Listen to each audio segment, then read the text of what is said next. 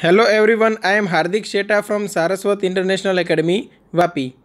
આજે આપણે ધોરણ 11 વિષય ભૌતિક વિજ્ઞાન ચેપ્ટર 2 માપન તથા એકમ પદ્ધતિને આગળ વધારીશું। અત્યાર સુધીના અભ્યાસમાં આપણે એસઆઈ એકમ પદ્ધતિ, એસઆઈ એકમો, બરાબર, પછી લંબાઈનું માપન, તેના માટે દ્રષ્ટિસ્થાન ભેદની રીત અને ઉદાહરણ 2.1 થી ઉદાહરણ 2.5 સુધી અભ્યાસ કરેલો છે, બરાબર। હવે આગળ વધીએ। આજે શું ભણવાના છીએ તે જોઈ લઈએ। તો સૌથી પહેલાં તમે ભણશો દળનું માપન કઈ રીતે થાય છે તે, બરાબર। પછી સમયનું માપન, સમયના માપન પછી ત્રુટિઓ, ત્રુટિ એટલે એરર, એટલે કે માપનમાં રહેલી ખામી, બરાબર। ત્રુટિઓનો અભ્યાસ કરીશું અને પછી ત્રુટિઓનું વર્ગીકરણ સમજીશું કે કયા કયા પ્રકારની ત્રુટિ છે અને કઈ કઈ રીતે ઉદ્ભવી શકે, બરાબર। આ બધું તો સ્ટાર્ટ કરીએ। દળનું માપન। સૌથી પહેલું દ્રવ્યમાન। દળ શું છે? તો દળ એ પદાર્થનો મૂળભૂત ગુણધર્મ છે। દ્રવ્યમાન એ પદાર્થનો મૂળભૂત ગુણધર્મ છે, એટલે કે કોઈપણ પદાર્થનું દ્રવ્યમાન બાહ્ય પરિબળો પર આધાર રાખતું હશે નહીં, બરાબર। એટલે લખેલું છે જો અહીંયા, તે પદાર્થની અવકાશમાં સ્થિતિ, દબાણ કે તાપમાન પર આધારિત નથી। દ્રવ્યમાનનો એસઆઈ એકમ કિલોગ્રામ છે, ખાસ યાદ રાખજો। દ્રવ્યમાનનો એસઆઈ એકમ કિલોગ્રામ છે। હવે આગળ, આ કિલોગ્રામ નક્કી કઈ રીતે થયું તે અહીં છે, જુઓ। આંતરરાષ્ટ્રીય તોલમાપ સંસ્થા BIPM દ્વારા આપવામાં આવેલ કિલોગ્રામની આંતરરાષ્ટ્રીય પ્રતિકૃતિ દુનિયાના જુદા જુદા દેશોની પ્રયોગશાળામાં ઉપલબ્ધ છે। ભારતમાં તેને નવી દિલ્હી ખાતે રાષ્ટ્રીય ભૌતિક વિજ્ઞાન પ્રયોગશાળા NPL, રાષ્ટ્રીય ભૌતિક વિજ્ઞાન પ્રયોગશાળા, નેશનલ ફિઝિકલ લેબોરેટરીમાં રાખવામાં આવેલ છે। હવે આ BIPM શું છે તે સમજી લઈએ। તો BIPM નું પૂરું નામ છે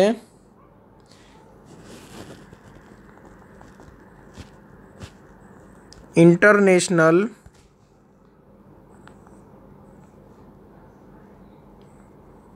bureau of waits and measures, બરાબર। BIPMનું પૂરું નામ છે international bureau of waits and measures. હવે પ્રોબ્લેમ એ થાય, તમને કદાચ ક્વેશ્ચન થશે કે અહીંયા BIPMનું પૂરું નામ છે એ ખરેખર ક્યાંથી સ્ટાર્ટ થવું જોઈએ? બીથી, પણ સ્ટાર્ટ ક્યાંથી થાય છે? આઈથી, બરાબર। એટલે આ જે પૂરું નામ છે એનું શોર્ટ ફોર્મ BIPM કોઈ પણ રીતે આપણને લાગતું નથી, બરાબર। એનું એક જ કારણ છે કે BIPM જે સંસ્થા છે તેનું ઓરિજિનલ નામ છે ફ્રેન્ચ લેંગ્વેજમાં છે, બરાબર। BIPM સંસ્થાનું ઓરિજિનલ નામ છે તે ફ્રેન્ચ લેંગ્વેજમાં છે, એટલે BIPMનું ખરેખર ફ્રેન્ચ લેંગ્વેજમાં તમે ફૂલ ફોર્મ જુઓ તો એ કંઈક આવો થાય છે,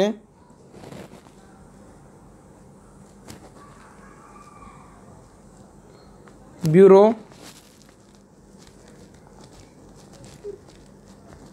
international des Poids et measure,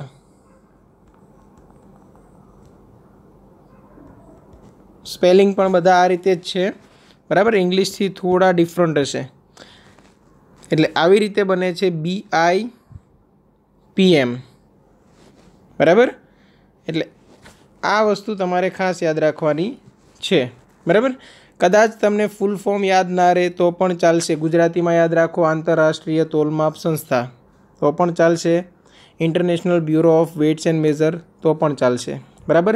NPLનું પૂરું નામ થશે રાષ્ટ્રીય ભૌતિક વિજ્ઞાન પ્રયોગશાળા, અથવા તો ઇંગ્લિશમાં બોલો તો નેશનલ ફિઝિકલ લેબોરેટરી, બરાબર। તો આ BIPM સંસ્થા દ્વારા એક ચોક્કસ માપને 1 કિલોગ્રામ નામ આપવામાં આવેલ છે। બધા દેશમાં 1 કિલોગ્રામ માપ સમાન રહે તેના માટે એક જ સરખી પ્રતિકૃતિ દુનિયાના જુદા જુદા દેશોની પ્રયોગશાળામાં ઉપલબ્ધ છે, બરાબર। એટલે આપણા દેશમાં આવી એક પ્રતિકૃતિ NPL પ્રયોગશાળા છે ત્યાં રાખવામાં આવેલ છે, બરાબર, જેથી કરીને દરેક દેશમાં 1 કિલોગ્રામ યુનિટનું જે માપ છે તે સમાન રહે. હવે આગળ વધીએ. આ થઈ નોર્મલ મેઝરમેન્ટ, બરાબર, કે જે આપણે ડેલી લાઈફમાં યુઝ કરીએ છીએ. હવે જોઈએ સૂક્ષ્મ વસ્તુઓ માટે, જેમ કે પરમાણુ અને અણુઓના દ્રવ્યમાન માટે કિલોગ્રામ એકમ સુવિધાભર્યો ન હોવાથી અણુઓ અને પરમાણુઓના દ્રવ્યમાન માટે એક મહત્ત્વનો એકમ નક્કી કરવામાં આવ્યો છે, જેને યુનિફાઈડ એટોમિક માસ યુનિટ કહે છે, બરાબર. અહીંયા યાદ રાખજો, એટોમિક માસ યુનિટનું ફૂલ ફોર્મ થશે AMU.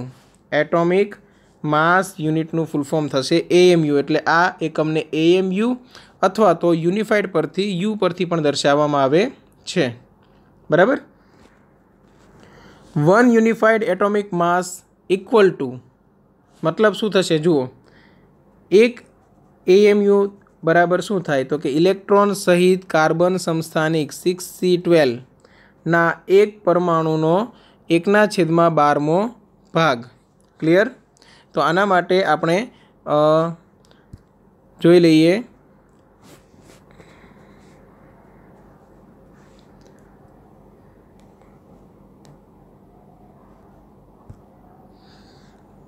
સપોઝ કાર્બન છે તો કાર્બનની અંદર 6 ન્યુટ્રોન હોય, 6 પ્રોટોન હોય. 6C12 આપણે બનાવી રહ્યા છીએ, એટલે પરમાણુના કેન્દ્રની અંદર 6 પ્રોટોન 6 ન્યુટ્રોન અને બહારની કક્ષામાં 6 ઇલેક્ટ્રોન. 6 નહીં હોય, 4 હશે. કાર્બન છે એટલે ટોટલ 6 ઇલેક્ટ્રોન, બરાબર. તો આવી રીતે બને છે 6C12. હવે જે આ આખો એક પરમાણુ બની ગયો, આખાનું તમે કુલ દળ મેળવો અને ડિવાઈડ બાય 12 કરો, ભાગાકારમાં 12, એટલે તમને જે આંકડો મળશે તે શું દર્શાવશે? 1 AMUની કિંમત અથવા તો 1 યુનિટની કિંમત. ક્લિયર છે આટલું? તો આવી રીતે અહીંયા કાર્બન 6C12 એટલે કે 6 પરમાણુ ક્રમાંક, 12 છે તેનો પરમાણુ દળાંક છે, બરાબર.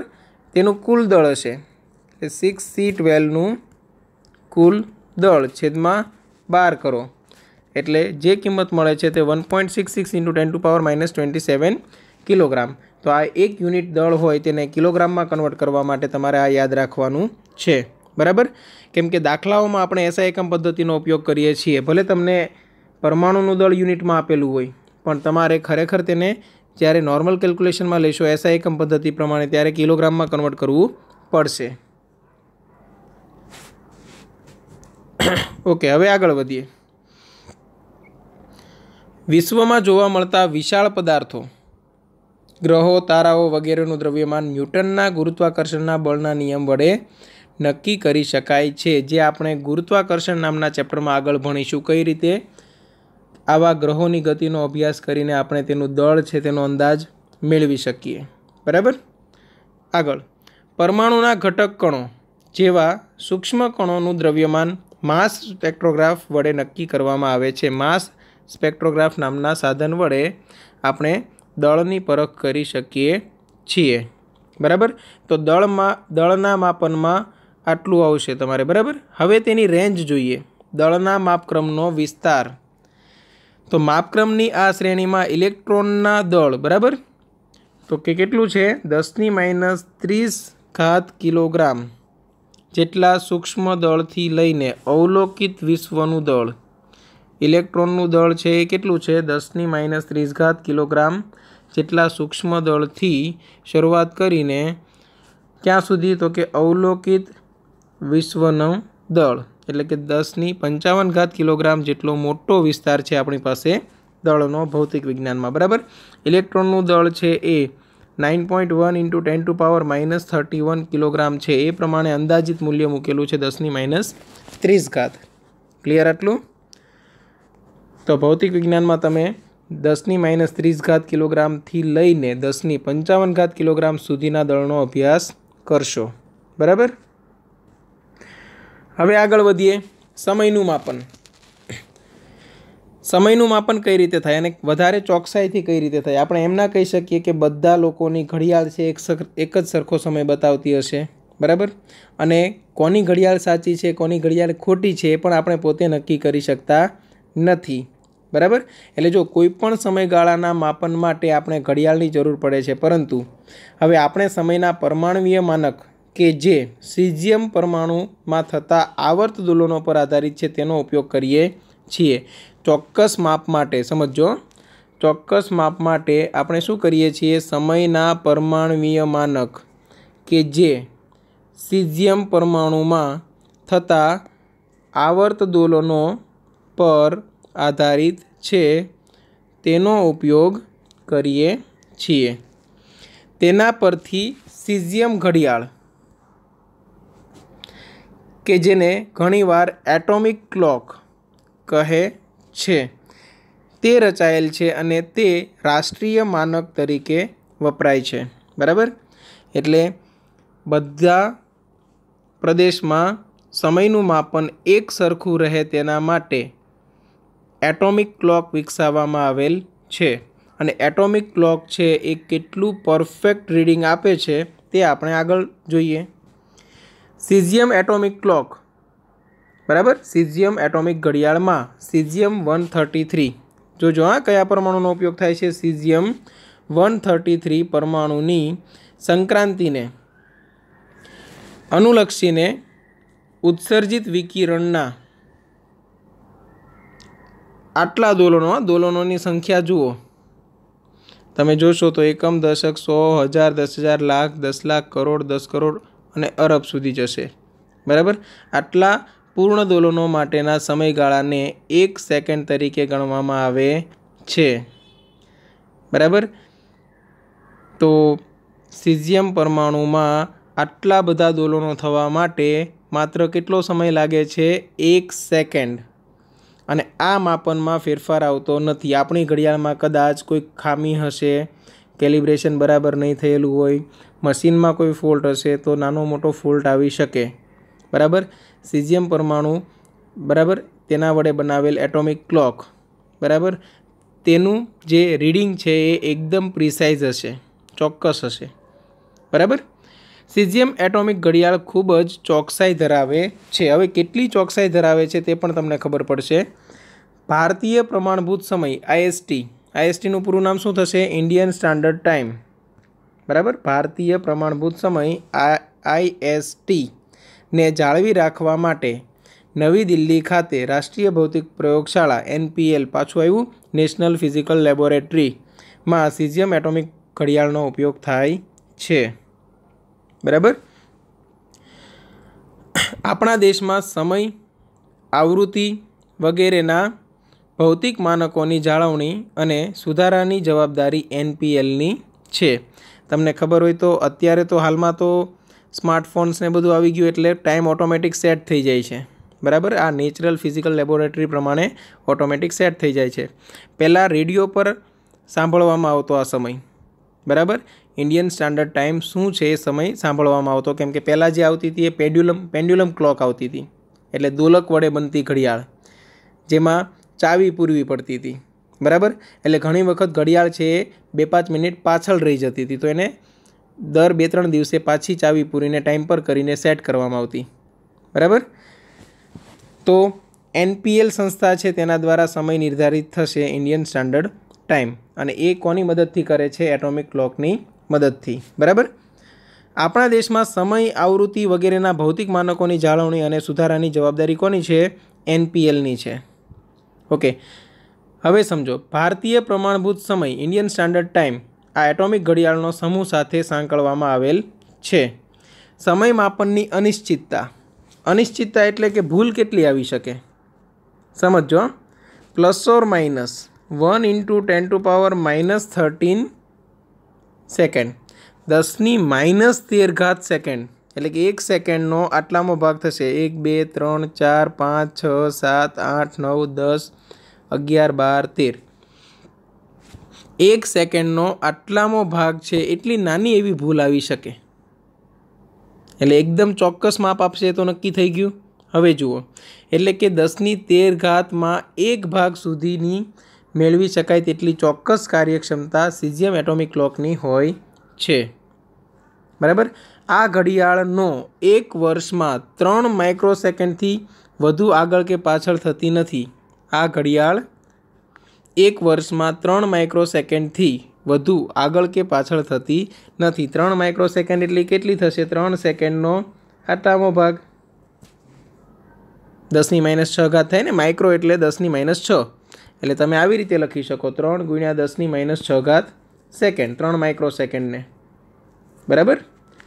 3 માઇક્રોસેકન્ડ એટલે 3 × 10⁻6 સેકન્ડ, એટલે કે 3ના છેદમાં આવી રીતે એકમ, દશક, 100, 1000, 10,000, લાખ, 10 લાખ, ટૂંકમાં 3 સેકન્ડનો 10 લાખમો ભાગ 1 વર્ષમાં આટલી નાની એવી ભૂલ આવી શકે। એટલા માટે આપણે સમયના માપન માટે એટોમિક ક્લોક પસંદ કરીએ છીએ કે અત્યાર સુધી સમયના માપન માટે સૌથી વધારે ચોક્કસ મૂલ્ય આ ઘડિયાળ આપે છે। ઓકે, તો આ થયું સમયનું માપન, બરાબર। હવે જોઈએ સાધનની સચોટતા, ચોકસાઈ તથા માપનમાં ત્રુટિ। અહીંયા તમારો મેઇન ટોપિક સ્ટાર્ટ થશે। ત્રુટિ શું છે તમને અહીં ખબર પડશે। ત્રુટિ એટલે ઇંગ્લિશમાં કહી શકાય એરર, અને એરરનો મતલબ થાય ભૂલ। તો માપનમાં ભૂલ કઈ રીતે આવી શકે, ભૂલ આવે ત્યારે શું કરવું, કઈ રીતે તેને હેન્ડલ કરવી, કેલ્ક્યુલેશન કઈ રીતે કરવું, આ બધું તમે હવે પછીના સેશનમાં શીખશો, બરાબર। એટલે આજે શું કરીએ છીએ, માત્ર ત્રુટિઓનું વર્ગીકરણ સુધી સમજીશું। પછી જે ત્રુટિઓનો અંદાજ મેળવવાની રીત છે, જે બધા કેલ્ક્યુલેશન્સ છે, એ બધા નેક્સ્ટ સેશનમાં આપણે પાછી ચર્ચા કરીશું, બરાબર। તો જુઓ, અહીંયા માપન માટે ઉપયોગમાં લેવાતા કોઈ પણ સાધન વડે લીધેલા માપનના પરિમાણોમાં કેટલીક અચોકસાઈ જોવા મળે છે। આ અચોકસાઈને ત્રુટિ કહે છે, બરાબર। એટલે ત્રુટિની વ્યાખ્યા આ થશે। ખાલી એક્ઝામમાં એમ પૂછાય ત્રુટિ એટલે શું, તો તમારે એક્ઝેક્ટ આટલું વાક્ય લખવું પડશે।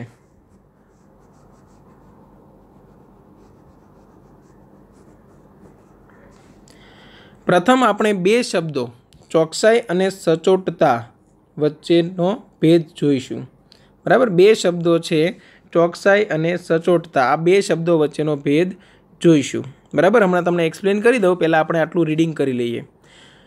કોઈ રાશિના માપનનું મૂલ્ય તે રાશિના સાચા મૂલ્યની કેટલી નજીક છે તેને ચોકસાઈ કહેવાય। સમજો, સાચા મૂલ્યની કેટલી નજીક, આ વસ્તુ શેની સાથે સંકળાયેલી છે? ચોકસાઈ સાથે। આ માપન કેટલા વિભેદન અથવા સીમા સુધી કરવામાં આવ્યું છે, કેટલા વિભેદન સુધી કરવામાં આવે છે, આ શબ્દ સંકળાયેલો છે સચોટતા સાથે। હવે આનું એક એક્ઝામ્પલ લઈએ તો તમને ઇઝીલી ખબર પડશે। ધારો કે કોઈ એક પદાર્થ છે, ધારો કે હું પદાર્થનું દળ માપું છું, બરાબર, અને તેના માટે મારી પાસે સાચું મૂલ્ય પહેલેથી છે। સાચું મૂલ્ય છે 4.5 કિલોગ્રામ, સાચું મૂલ્ય છે 4.5 કિલોગ્રામ, આ મને ખબર છે, બરાબર। હવે હું શું કરું છું, મારા બે સ્ટુડન્ટ છે, બરાબર, એક સ્ટુડન્ટ છે એ અને એક સ્ટુડન્ટ છે બી, બરાબર। આ બે સ્ટુડન્ટ છે એને હું મેઝરમેન્ટ કરવા માટે આપું તો એક સ્ટુડન્ટ રીડિંગ લઈને આવે છે 4.4 કિલોગ્રામ અને બીજો સ્ટુડન્ટ રીડિંગ લઈને આવે છે 6.5238 કિલોગ્રામ। હવે આ બેમાંથી કયું ચોક્કસ મૂલ્ય છે અને કયું સચોટ મૂલ્ય છે, તો સમજો। ચોકસાઈની વ્યાખ્યા આપણે શું જોઈ, સાચા મૂલ્યની કેટલી નજીક। ચલો, નજીક કોણ છે આમાંથી, તો 4.4, બરાબર। 4.4 નજીક છે એટલે આપણે એમ કહીશું કે આ મૂલ્ય વધારે ચોક્કસ છે, બરાબર, પણ એટલું બધું સચોટ નથી। સચોટ એટલે શું સમજો, કેટલા વિભેદન સુધી, એટલે તમે કેટલું માપન ઝૂમ કરીને લીધેલું છે, કેટલું ડિટેલિંગથી તમે કામ કરેલું છે, तो वधारे डिटेलमां मूल्य कोण आपे छे जुओ तो अहींया दशांश चिन्ह पछी 1 नंबर हतो, अहींया दशांश चिन्ह पछी 4 नंबर छे, एटले के अहींया विभेदन वधारे छे अने विभेदन वधारे छे एटले आ मूल्य केवुं गणाय? सचोट। भले ते साचा मूल्यथी खूब ज दूर छे छतां पण ते मूल्यने तमे सचोट कही शकशो। टूंकमां कोई मूल्य सचोट होवुं तेने साचा मूल्यनी नजीक होवा साथे कोई संबंध नथी। क्लियर? तो हवे जोईए त्रुटिओनुं वर्गीकरण। ए पहेला आपणे त्रुटि शुं छे ते समजी लईए। धारो के कोई एक पदार्थनी लंबाई मापुं छुं तो मने साचुं मूल्य खबर छे। साचुं मूल्य धारो के छे 44.5 मीटर। हवे जोईए मापनमां मळेल मूल्य। मापन दरमियान मने मूल्य मळे छे 44.6 मीटर। हवे आ बंनेनो तफावत लईए। समझो कि धारो के हूँ आने कही दऊँ साचुं मूल्यने हूँ एल कही दऊँ अने मापनमां मळेल मूल्यने हूँ एल डैश कही दऊँ। तो हूँ मापनमां मळेल मूल्यमांथी साचुं मूल्य बाद करूँ तो आ शुं बनशे? त्रुटि। त्रुटिने हूँ दर्शावीश डेल्टा एल थी, एटले लंबाईमां रही गेलो फेरफार, लंबाईमां रही गेली भूल। बराबर? तो ए केटली थशे? 44.6 माइनस 44.5 0.1 अने ए पण प्लस में आवे छे एटले धन साथे दर्शावीए प्लस 0.1। आटली मापन में भूल छे तो आवी त्रुटिने आपणे कहीशुं धन त्रुटि।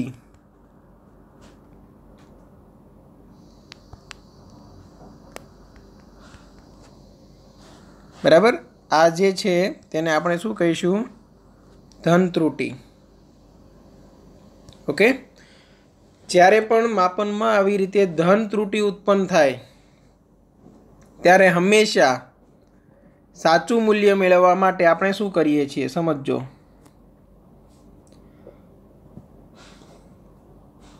साचुं मूल्य मेळववा माटे आपणे जे આપણું માપનમાં આવેલ મૂલ્ય છે તેમાંથી ધન ત્રુટિ બાદ કરવાની રહેશે। એટલે આવું બનશે સાચું મૂલ્ય બરાબર માપેલું મૂલ્ય શું હતું તો કે 44.6 તેમાંથી ધન ત્રુટિ આવી એટલે અહીં બાદબાકી થશે 0.1। આ રીતે તમે પહોંચી જશો સાચી કિંમત સુધી। સાચી કિંમત શું હતી? 44.5 મીટર। એટલે જ્યારે પણ ધન ત્રુટિ ઉદ્ભવે ત્યારે તમારા રીડિંગમાંથી એ ત્રુટિ બાદ કરવાની રહેશે અને ઋણ ત્રુટિ ઉદ્ભવે તો તમારા રીડિંગમાં તે ત્રુટિ ઉમેરવાની રહેશે તો તમે સાચા મૂલ્ય સુધી પહોંચી શકો છો। આ રીતે કહી શકાય કે ત્રુટિના બે પ્રકાર છે, ધન ત્રુટિ અને ઋણ ત્રુટિ। ક્લિયર? ઋણ ત્રુટિ માટે પણ આપણે એક્ઝામ્પલ લઈ લઈએ। ધારો કે મને મળેલું મૂલ્ય 44.4 હોત કે 44.3 હોત સપોઝ, तो हूँ अहींया 44.3 मांथी बात करे 44.5 तो मने मळे माइनस में 0.2। मतलब ये त्रुटि जे उत्पन्न थई ए केवी त्रुटि छे? ऋण त्रुटि। अने ऋण त्रुटि में साचुं मूल्य मेळवવું होय तो तमारे शुं करवुं पड़े? तो के मापेलुं मूल्य शुं हतुं? 44.3 प्लस जे त्रुटि मळी ते 0.2 आवी गया 44.5 पर। टूंकमां मापनमां जो धन त्रुटि उद्भवे तो आपणा मापेला मूल्यमांथी ते त्रुटि बाद करवानी छे। ऋण त्रुटि मळे तो मापेला मूल्यमां ते त्रुटि उमेरवानी छे। हवे जोईए त्रुटिओनुं वर्गीकरण। बराबर? त्रुटि छे तेनो प्रकार आपणे धन ऋण प्रमाणे जोई गया के मापननुं मूल्य छे ए एक्चुअल मूल्य करता वधी जाय छे तो धन त्रुटि, घटी जाय छे तो ऋण त्रुटि। हवे मापनना प्रकारने आधारे तमने त्रुटिओनुं वर्गीकरण जोवा मळशे। सामान्य रीते अवलोकनोमां उद्भवती त्रुटिओने नीचे दर्शावेल बे भागमां वर्गीकृत करी शकाय। पहेलुं व्यवस्थित त्रुटि अने बीजुं अव्यवस्थित त्रुटि। व्यवस्थित त्रुटिना पाछा अहीं 3 प्रकार पाडेल छे, पण पहेला व्यवस्थित त्रुटि शुं छे ए समजी लो। व्यवस्थित त्रुटिओ आपेला प्रयोग दरमियान एक ज दिशामां एटले के धन अथवा ऋण ज होय छे। आ त्रुटिओना अमुक उद्गमो नीचे मुजब छे। समझो, आ त्रुटि या तो धन ज हशे या तो ऋण ज हशे। धन अने ऋण एवा फेरफारो थता होय तो ते व्यवस्थित नहीं पण अव्यवस्थित त्रुटि गणाय। हवे तेना उद्गमो जुओ। एक साधननी त्रुटि कदाच बनी शके के जे साधन छे तेमां मेन्युफेक्चरिंग वखते कंईक भूल रही गई होय, बराबर। एटले आ प्रकारनी त्रुटि साधनमा रहेला कोई क्षतियुक्त रचना के साधनमा स्केलना खामीयुक्त केलिब्रेशन। समझो कई कई कारणे उद्भवी शके। एक साधन छे तेनी क्षतियुक्त रचना, साधनमा स्केलना खामीयुक्त केलिब्रेशन, बराबर, एटले के अंकन अने साधननी शून्य त्रुटि वगैरेना कारणे उद्भवे छे, बराबर। सपोज આપણે બધી વસ્તુ લઈ લઈએ। ક્ષતિયુક્ત રચના તમે સમજી ગયા છો કે સાધનની રચનામાં જ કંઈક ભૂલ હોય તો ખોટા રીડિંગ આપશે। સાધનના સ્કેલમાં ખામીયુક્ત કેલિબ્રેશનનો મતલબ શું? સમજો કે મેં એક સ્કેલ બનાવતી કંપની ખોલી, બરાબર। હું સ્કેલનું પ્રોડક્શન કરું છું। હવે મને કદાચ ધ્યાન બહાર રહી ગયું હશે અને 2 સેન્ટીમીટર આ 1 સેન્ટીમીટર વચ્ચે 2 કાપાઓ હોય। માની લો કે અહીંયા 0 છે, પછી અહીંયા 1 આવે, અહીંયા 2 આવે, અહીંયા 3 આવે। હવે આ 1 સેન્ટીમીટર છે, 2 સેન્ટીમીટર, 3 સેન્ટીમીટર, ત્યાં અંક લખેલા હશે સ્કેલની અંદર, તમને ખબર હોય તો મેં આ અંક લખવા માટે જે કાપાઓ ડ્રો કરેલા છે, માર્ક કરેલા છે, તેમાં કદાચ સ્થાનમાં મેં ભૂલ કરી દીધી, બરાબર। જ્યાં સંખ્યા લખીએ છીએ તેને કહેવાય કેલિબ્રેશન કર્યું, એટલે કે અંકન કર્યું, બરાબર। હવે જે આ ગાળો છે એ ખરેખર 1 સેન્ટીમીટર नहीं पण 0.9 सेंटीमीटर हतो। हवे मैं 0.9 सेंटीमीटर ने ज्यारे अंकन कर्युं त्यारे शुं दर्शावी दीधुं? 1 सेंटीमीटर नो गाळो। तो आ मैं केलिब्रेशन में भूल करी कहेवाय। हवे आवी स्केल थी जो कोई पदार्थ के कोई एवी रचना छे जेनी लंबाईनुं मापन करवामां आवे तो 100% भूल आवशे, बराबर। तो आ थई केलिब्रेशन एटले के अंकनना कारणे भूल, बराबर। आमां समझ पड़ी हशे तमने। हवे आगळ एक छे साधननी शून्य त्रुटि। सपोज तेना माटे पण एक एक्जाम्पल लईए के हूँ मारू वजन करवा माटे जाऊँ, बराबर। सपोज मारू वजन छे 70 किलोग्राम, बराबर। पण हूँ वजन कांटा पर ऊभो रहूँ त्यारे त्यां शून्य होवुं जरूरी, बराबर। पछी हूँ मारा 2 चरण अहींया मूकी दऊँ, बराबर, अने मने वजन मळे छे त्यारे मने सपोज 70 किलोग्राम देखाय छे। तो आ परफेक्ट रीडिंग छे। पण साधनमा कंईक शून्य त्रुटि होय तो, एटले के हूँ अहींया ऊभो नथी रहेतो त्यारे ऑलरेडी अहींया कंईक 5 लखेला आवता होय तो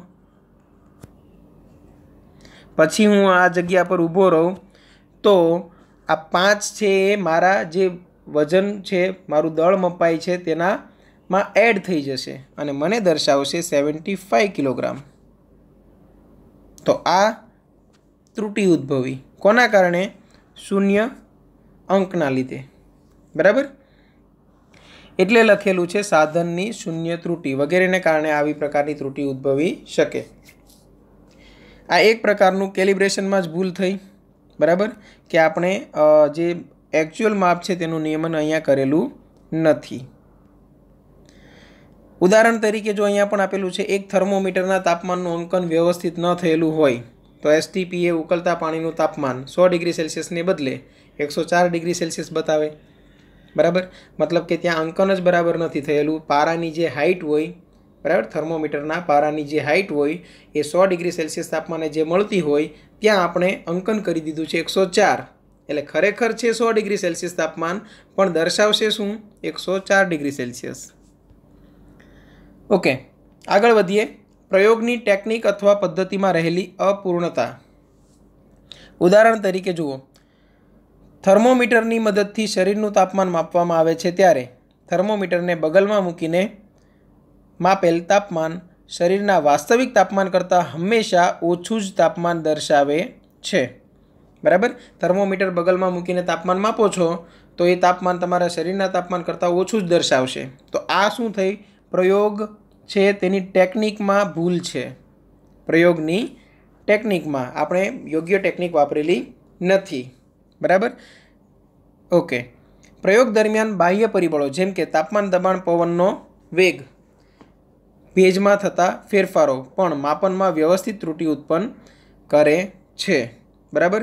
ધારો કે પહેલેથી જ વાતાવરણનું દબાણ વધારે છે અને તમે કોઈ ડિજિટલ મીટર છે જેના પર સપોઝ કોઈ એવી વસ્તુ જેનું તમે નાનું દળ માપો છો, જેમ કે ડાયમંડ છે, કોઈ જ્વેલરી છે, સોનાનું વજન છે, બરાબર? તો તેના પર જો દબાણની થોડી એવી પણ અસર આવશે તો 1-2 ગ્રામનો વધારો થઈ શકે, અથવા દબાણ ઘટી ગયું તો 1 ગ્રામ કે 0.2 ગ્રામ જેવું કંઈક ઘટી પણ શકે, બરાબર? તો આ પ્રકારની અહીંયા પરિસ્થિતિ ઉદ્ભવી શકે, બરાબર? તો આ થઈ પ્રયોગની ટેકનિક અથવા તો પદ્ધતિમાં રહેલી અપૂર્ણતા, બરાબર? પદ્ધતિમાં કેમ અપૂર્ણતા? જો એ જ આપણે વજન છે કોઈ કાચની પેટીમાં કરીએ તો દબાણની અસર થશે નહીં, બરાબર? એટલે તમે કદાચ ખબર નહીં મને તમે જોયું હશે કે નહીં, પણ સોનાનો જે માઇક્રો આપણે વજન કરીએ, દળ માપીએ અથવા તો ડાયમંડ માટે દળ માપીએ તો કાચની બોક્સની અંદર એક ભૌતિક તુલા હશે, તેના વડે માપવામાં આવે છે, બરાબર? હવે જોઈએ વ્યક્તિગત ત્રુટિ। વ્યક્તિગત ત્રુટિ એટલે તમે નામ પરથી જ સમજી જશો, વ્યક્તિગત એટલે વ્યક્તિએ કરેલી ભૂલ હશે કંઈક। તો પ્રયોગ દરમિયાન અવલોકનકારની ખાસિયત, બરાબર? સાધનોની અયોગ્ય ગોઠવણી અથવા પૂરતી સાવચેતી વગર વ્યક્તિગત બેદરકારીથી લીધેલ અવલોકનોને કારણે આ પ્રકારની ત્રુટિ ઉદ્ભવે છે, બરાબર? પ્રયોગ દરમિયાન અવલોકનકારની ખાસિયત, સાધનોની અયોગ્ય ગોઠવણી અથવા પૂરતી સાવચેતી વગર વ્યક્તિગત બેદરકારીથી લીધેલ અવલોકનોને કારણે આ પ્રકારની ત્રુટિ ઉદ્ભવે છે। જેમ કે મેં તમને અહીંયા 2 એક્ઝામ્પલ આપેલા કે મારો એક સ્ટુડન્ટ એ છે, એણે રીડિંગ લીધું 4.4 કિલોગ્રામ, બીજો સ્ટુડન્ટ છે તેણે રીડિંગ લીધું 6.5238 કિલોગ્રામ। હવે સાચા મૂલ્યથી આ ખૂબ જ દૂર છે, તો અહીં આ વ્યક્તિગત ભૂલ બતાવે છે, કેમ કે બંનેને સપોઝ મેં સરખા જ સાધનો આપેલા છે, આ માણસ સાચા રીડિંગની વધારે નજીક છે, આ માણસ સાચા રીડિંગથી વધારે દૂર છે। તો મતલબ એવો થયો કે અહીં જે આ માણસ બી છે તેની પોતાની વ્યક્તિગત ભૂલ છે। તો આ પ્રકારે ઉદ્ભવેલી ત્રુટિને આપણે કહીશું વ્યક્તિગત ત્રુટિ, બરાબર? એટલે વ્યવસ્થિત ત્રુટિમાં ત્રીજો પ્રકાર વ્યક્તિગત ત્રુટિ। દાખલા તરીકે જુઓ, માપક્રમ પરની સોયની પરિસ્થિતિનું અવલોકન લેતી વખતે સ્વભાવગત તમારું માથું સાચા સ્થાનની બદલે વધુ જમણી બાજુ રાખીને અવલોકન લેશો તો દ્રષ્ટિસ્થાન ભેદને કારણે અવલોકનમાં ત્રુટિ આવશે, બરાબર? જેમ કે તમે કદાચ ગેલ્વેનોમીટર કેવા કંઈક ડાયલ જોયેલા હોય, આવી રીતે સર્ક્યુલર, બરાબર? જેમાં કંઈક વિદ્યુત પ્રવાહ કેવું દર્શાવતા હોય, તો આ જે કાપો છે એને એક્ઝેક્ટ ઉપર તમે રહીને જોશો તો એની પાછળનો અંક છે તમને દેખાશે, બરાબર? તો ધારો કે આ 10 મિલી એમ્પિયર તમને કરંટ મળે છે, પણ તમે આ સાઈડથી જોશો, બરાબર?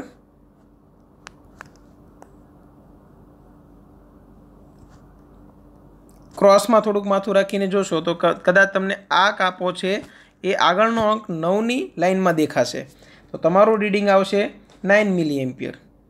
તો આવી પ્રોબ્લેમ આવી શકે, આ પ્રકારની ત્રુટિ પણ વ્યક્તિગત ત્રુટિમાં આવશે, બરાબર? એટલે લખેલું છે, જો દાખલા તરીકે માપક્રમ પરની સોયની સ્થિતિનું અવલોકન લેતી વખતે સ્વભાવગત તમારું માથું સાચા સ્થાનની બદલે વધુ જમણી બાજુ રાખીને અવલોકન લેશો તો દ્રષ્ટિસ્થાન ભેદને કારણે અવલોકનમાં ત્રુટિ આવશે। ઓકે, આ વ્યવસ્થિત ત્રુટિ હતી, તેના 3 પ્રકાર આપણે જોઈ લીધા। જો ત્રુટિઓનું વર્ગીકરણ સમજો, 2 વિભાગ, વ્યવસ્થિત, અવ્યવસ્થિત। વ્યવસ્થિત કોને કહેશો? તો ચોક્કસ દિશામાં હોય, યા તો ધન જ યા તો ઋણ જ। વ્યવસ્થિતમાં પાછા 3, સાધનની ત્રુટિ હોઈ શકે, પ્રયોગની ટેકનિકના લીધે હોઈ શકે કે વ્યક્તિગત ત્રુટિ હોઈ શકે। હવે જોઈએ છીએ અવ્યવસ્થિત ત્રુટિ। માપનમાં અનિયમિત રૂપે ઉદ્ભવતી ત્રુટિને અવ્યવસ્થિત ત્રુટિ કહે છે અને તેથી તે ધન કે ઋણ તેમજ મૂલ્ય નાનું કે મોટું હોઈ શકે छे। बराबर, एटले अनियमित रीते उद्भवती त्रुटिने शुं कहेवाय? अव्यवस्थित त्रुटि कहे छे। अने तेथी ते धन के ऋण होई शके तेमज मूल्य नानुं के मोटुं होई शके। क्लियर? प्रयोग दरमियान प्रयोग पर असर करता परिबळोमां अनियमित अने आगाही न करी शकाय तेवा फेरफारो, दाखला तरीके तापमान, वोल्टेज सप्लाय, प्रायोगिक गोठवणीना यांत्रिक दोलनो वगैरेमां न धारेला फेरफारोने लीधे आवी त्रुटि उद्भवी शके। बराबर, हवे क्वेश्चन ये थाय कि अहींया आपणे वात करी तापमाननी, बराबर, वोल्टेज सप्लाय, प्रायोगिक गोठवणीना यांत्रिक दोलनो, बराबर, वगैरेमां न धारेला फेरफारोने लीधे आवी त्रुटि उद्भवी शके। बराबर, तो एवा ज परिबळो अहींया पण हता। जो प्रयोग दरमियान बाह्य परिबळो जेम के तापमान, दबाण, पवननो वेग, भेजमां थता फेरफारो पण मापનમાં અવ્યવસ્થિત ત્રુટિ ઉત્પન્ન કરે। હવે અહીં તાપમાન છે તે વ્યવસ્થિત ત્રુટિ ઉત્પન્ન કરે છે, ત્યાં તાપમાન છે અવ્યવસ્થિત, એવું કેમ? તો યાદ રાખજો, અહીં તાપમાન આપેલું છે અને ત્યાં જે છે એ તાપમાનનો ફેરફાર છે અને એ પણ અનિયમિત। જો તાપમાન ઓનલી વધારે રહી ગયું હોય તો એક જ દિશામાં ત્રુટિ ઉદ્ભવશે, તો આપણે કહીશું વ્યવસ્થિત ત્રુટિ। પણ તાપમાનમાં સતત વધારો ઘટાડો થતો હોય તો ત્રુટિની દિશા પણ બદલાશે, ધન, ધનમાંથી ઋણ, ક્યારેક રીડિંગ વધી જશે, ક્યારેક રીડિંગ ઘટી જશે। તો આ પ્રકારે જોશો આવા ફેરફારોના લીધે જે ત્રુટિ ઉદ્ભવશે એ ધન ઋણ ચેન્જ થયા કરશે અને એટલે આપણે આને લઈશું અનિયમિત ત્રુટિમાં। સમજ પડી? તાપમાન જે મેઇન આપણું હોવું જોઈએ, ઓરડાનું તાપમાન, તેના કરતાં વધી ગયેલું તાપમાન હશે તો એ એક જ દિશામાં ત્રુટિ ઉત્પન્ન કરશે, તો એ વ્યવસ્થિત ત્રુટિ। પણ તાપમાનમાં અનિયમિત ફેરફાર થતા હોય તો એ અવ્યવસ્થિત ત્રુટિ ઉત્પન્ન કરશે। ક્લિયર? તો આ થયું અવ્યવસ્થિત ત્રુટિ। બરાબર, હજુ એક વસ્તુ જોઈ લઈએ, લઘુત્તમ માપ ત્રુટિ। તો જુઓ, માપન માટેના સાધન વડે માપી શકાતા નાનામાં નાના માપને તે સાધનનું લઘુત્તમ માપ કહે છે। આ વ્યાખ્યા તરીકે તમારે યાદ રાખવાનું છે। લઘુત્તમ માપ એટલે શું? કોઈ સાધનનું લઘુત્તમ માપ। આ સાધનથી મપાયેલા મૂલ્યો કે અવલોકનો આટલા મૂલ્ય સુધી જ સચોટ છે। બરાબર, જોઈએ લઘુત્તમ માપ ત્રુટિ એ સાધનના વિભેદન સાથે સંકળાયેલ ત્રુટિ છે। વિભેદન એટલે કે તમે કેટલું ઝૂમ કરીને કેટલું ડિટેલિંગમાં રીડિંગ લઈ શકો છો તે। બરાબર, તો ઉદાહરણ તરીકે વર્નિયર કેલિપર્સનું લઘુત્તમ માપ 0.01 સેન્ટીમીટર, સ્ફેરોમીટરનું લઘુત્તમ માપ 0.001 સેન્ટીમીટર છે। એટલે કે વર્નિયર કેલિપર્સ કરતાં સ્ફેરોમીટર વધારે સચોટ માપ આપશે। સચોટ એટલે કે દશાંશ ચિહ્ન પછી આપણે જે મેઝરમેન્ટ લઈએ છીએ તેમાં સંખ્યાઓ વધારે હશે। લઘુત્તમ માપ ત્રુટિનો સમાવેશ અવ્યવસ્થિત ત્રુટિમાં થાય છે, પરંતુ તેનું પ્રમાણ સીમિત હોય છે। હવે કઈ રીતે સમજીએ લઘુત્તમ માપ ત્રુટિ એ શું છે એ સમજીએ। ધારો કે મારી પાસે એક સ્કેલ છે, બરાબર। સરળતા માટે હું આનું અંકન આવી રીતે કરું છું કે આ જગ્યા પર 0, અહીંયા 1 સેન્ટીમીટર, અહીંયા 2 સેન્ટીમીટર, બરાબર। હવે આપણને ખબર છે તેમ 1 સેન્ટીમીટરમાં પાછા કુલ 10 ભાગ હશે, બરાબર।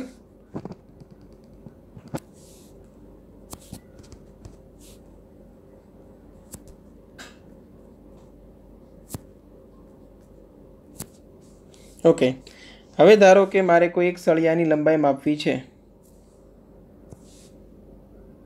એ હું કંઈક આવી રીતે મૂકું છું।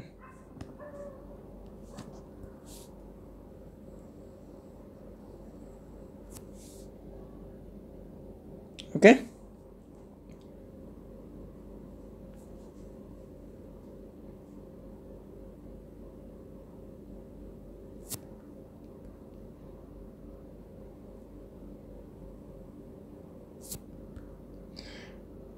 હવે રીડિંગ લઉં તો સમજો, ધારો કે એક્ઝેક્ટ મેં અહીંયા લાઇન ટુ લાઇન મૂકી દીધો, બરાબર। અને હવે હું આના રીડિંગ લઉં છું। હવે રીડિંગ લેતી વખતે મને ખબર પડી કે અહીંયા આ જે એક કાપો છે समझो आ कापो अने आ कापानी वच्चे तमने कंईक रीडिंग मळे छे। तो मने ए खबर पड़ी कि आनुं रीडिंग 1.8 सेंटीमीटर थी 1.9 सेंटीमीटरनी वच्चे आवशे। बराबर। तो 1 पॉइंट धारो कि मैं धारी लीधुं कि 8 અને 9 में 9 तरफ वधारे छे, तो मैं रीडिंग लीधुं 1.87 सेंटीमीटर। तो आ बे अंको चौक्कस थया।